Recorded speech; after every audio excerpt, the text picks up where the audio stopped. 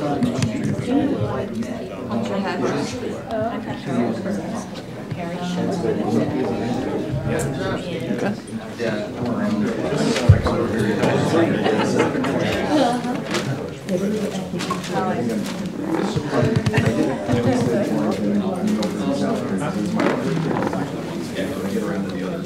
afternoon, everybody.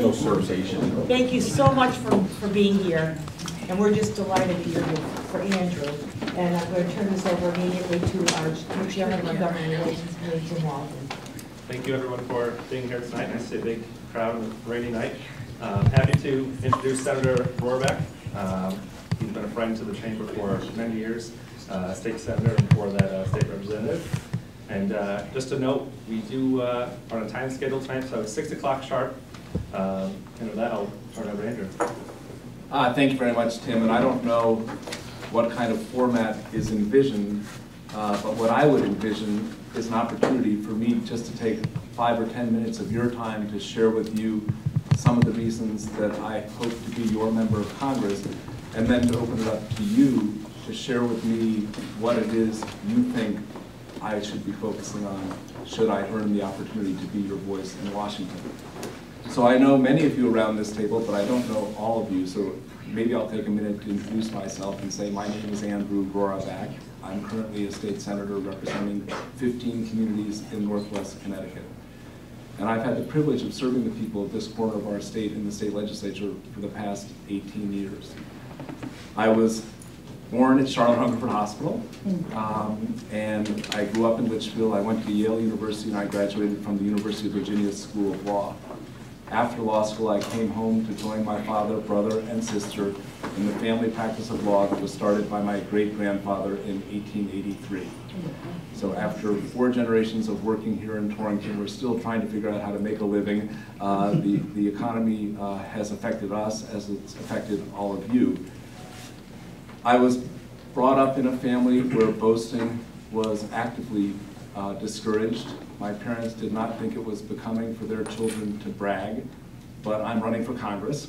And if there's one thing that I hope you might remember when you leave here tonight is that in the 18 years I've served in Hartford, I've never missed a single vote. And I've been present for 8,929 consecutive roll call votes in the legislature. I currently serve as the Senate Republican leader on the Finance Committee in the General Assembly and the Senate Republican leader on the Environment Committee. And on the Finance Committee, it's been my job over the past 2 years to point out the weaknesses in the approach that Governor Malloy has taken to solving our state's fiscal woes.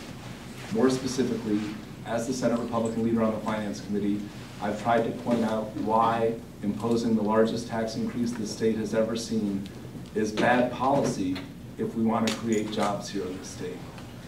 And now the verdict is kind of in, because after a year after having imposed the largest tax hike ever, UConn just released a study last week which said that while most other states are beginning to feel the effects of a recovery, their economies are starting to grow, Connecticut's economy is still shrinking. And that's not a good thing for us. So what I hope to take to Washington, D.C. is some of the lessons that I've learned here in Connecticut. And one of those lessons is that raising taxes doesn't translate into more job opportunities.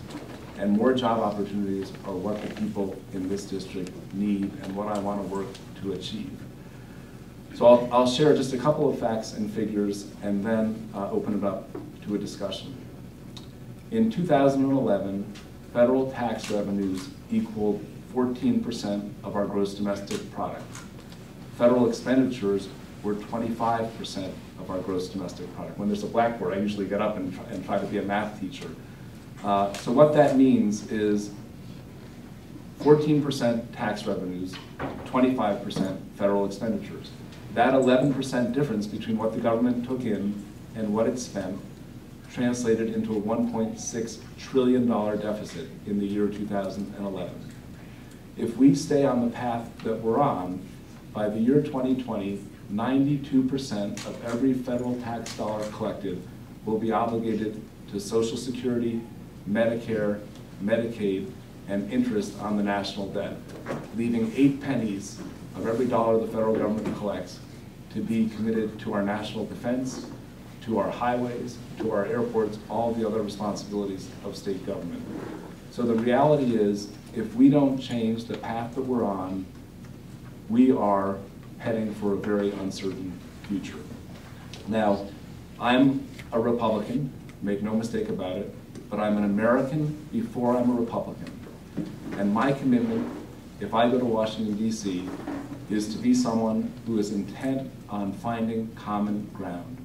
I didn't get into public service believing that partisan advantage should be the end game of political life. I've always thought the end game of public service should be advancing the common good. So in the 18 years I've served in Hartford, I've always been in the minority. But I've been able to get things done for the people of my district because I've reached across the aisle and worked with people whose philosophies are different than my own in order to get results. Because the problems facing us are not Democratic problems or Republican problems. They're American problems. We have a healthcare system that's broken. We have an educational system that needs improvement. And we have a budget which is out of balance. And the numbers don't lie. So I've always had the courage to be independent. I'm with my party when I think they're right, but I've never been afraid to stand up when I think that they're not on the right track. And no one's going to tell me what to do except for the people of the 5th District. The people of the 5th District have every right to tell me what to do. But the party bosses in Washington are going to have to learn that with Andrew Roraback, they have someone who only seeks the approval of the people he serves. I'm not looking to climb any power ladders in Washington, D.C. I want to come back here to Northwest Connecticut and have all of you say, thanks for representing what's important to us. So that's kind of a long introduction. I'm grateful that so many of you are here tonight. And everywhere I go, what I say is, my success as an elected official has always been measured by your success as people in the community that are trying to grow businesses, that are trying to employ people, that are trying to educate people. So when your businesses succeed, when your nonprofit ventures succeed, when your educational institutions succeed, that means I'm succeeding. And I am very enthusiastic about the opportunity to represent you in Congress, and I'm eager to take your questions because there's a lot to talk about. So thank you, Joanne, thank you, Tim, and thank you each and every one of you that are here this evening who care enough about our future to want to get to know your candidates better. So with that, questions, hard questions, please. John's going to ask a hard one, and then Tim's going to ask an easy one. So John, go ahead. Connecticut. Unless Tim, Tim, is there a format that you'd like to? You'd like to introduce everyone.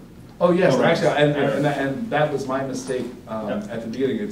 I know so many of you, and I know so many of you know one another, but it's never right unless all of us know one another. So that's my oversight. Yep. Okay.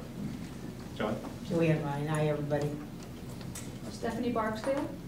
And maybe you could say, Stephanie Barksdale, I'm the executive director of the United Way here in Torrington, and we have a great campaign underway that I you're welcome to remember to give. Ricky Campbell, registered citizen. Phil Riska, I'm not the executive director of the United Way. Bob Axelrod. John Morris, Northwestern Mutual Life. Margaret Warner, Litchfield Bancorp. Donna Robidoux, Burns, Brooks, and McNeil.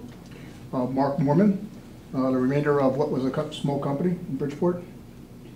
Tina Didier, small business owner in the construction field. Slade Didier from Torrington Concrete. I'm Carl Brady. I'm a district executive with the Boy Scouts. I'm also on the Board of Education for the City of Torrington. I'm Harry Shue, Lions Club of Harlington. Carol Kearns, Lions Club. Ray Jaguar, Retirement Wisdom Group.